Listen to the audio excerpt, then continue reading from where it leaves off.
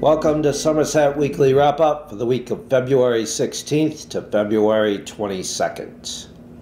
Based on nomination papers that were returned to the town clerk's office last Friday, there will be two races in the annual town election. They will be for Selectmen, where Selectman Alan Smith will be opposed by challenger Holly McNamara, and for Water and Sewer Commission, where Stephen Carteret will be opposed by Elizabeth Paskowski. If any of those candidates want to withdraw from the election before ballots are printed, they can do so by March 6th. The election will be held on April 8th.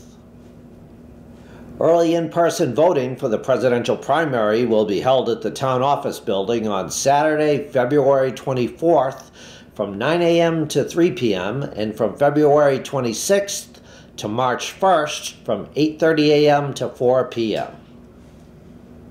The Somerset School Committee last Thursday approved $7,500 to pay for 100 hours of grant writing. The funding could be used for one grant writer or multiple grant writers. The committee decided to leave that up to the school administration. The committee has discussed hiring a grant writer in the past and allocated money for the position just before the COVID-19 pandemic, but the district never hired a grant writer during that time. What is thought to be an old rail station for what was the Slades Ferry Bridge off of Wilbur Avenue is in danger of collapsing, according to the building inspector.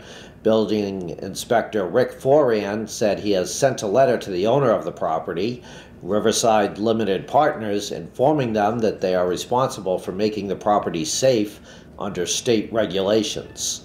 He said the building could be demolished or a fence could be put around it with a no trespassing sign. In the letter, Foran informs Riverside Limited Partners that he must be informed of how the property will be kept safe. He said the lot is vacant, but said something has to be done about the building. Foran said he also had to look into the historical value of the building. The building was believed to be used to store batteries for the railroad. In sports, the Somerset Berkeley Regional High School boys ice hockey team beat Mansfield on Wednesday by a 4-2 score.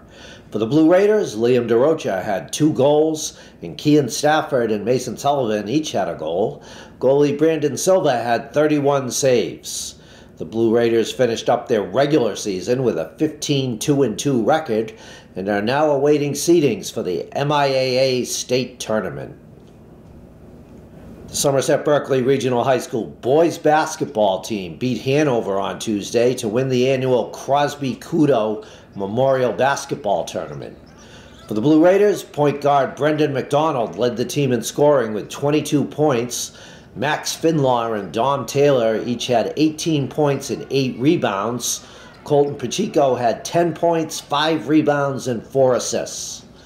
The tournament is named after the late Devin Crosby and Christian Kudo, 2 former Somerset Berkeley Regional High School basketball players who graduated from SBRHS in 2019 before being killed in a car accident in 2020.